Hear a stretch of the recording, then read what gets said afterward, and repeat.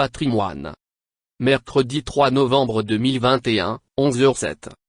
Il y a quelque temps, une polémique s'était installée dans le pays sur le retard pris dans l'application de l'article 55 de la Constitution du 25 octobre 2015 qui stipule, entre autres, tout citoyen, élu ou nommé à une fonction publique, est tenu de déclarer son patrimoine lors de sa prise de fonction et à la cessation de celle-ci.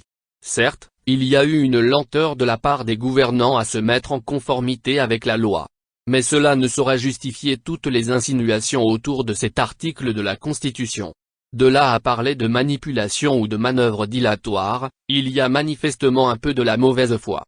Comme nous le savons tous, la conception d'un idéal est parfois loin de sa réalisation. De même qu'il peut y avoir un long chemin à parcourir entre un projet et son aboutissement.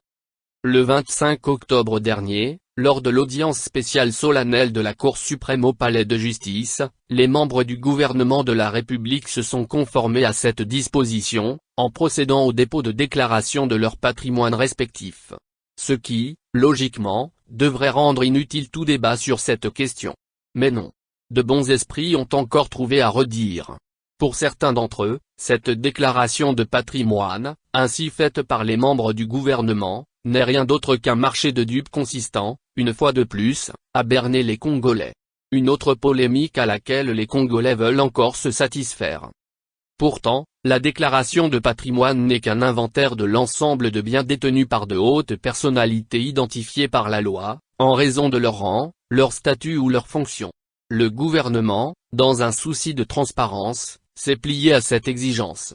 Dès lors, il a ouvert la voie aux autres assujettis à la déclaration d'intérêt et de patrimoine de se conformer, eux aussi, et sans plus hésiter, à cette disposition constitutionnelle. Cet acte a été, de l'avis du président de la Cour suprême, Henri Bouka, un fait majeur en matière de gouvernance et de lutte contre les antivaleurs.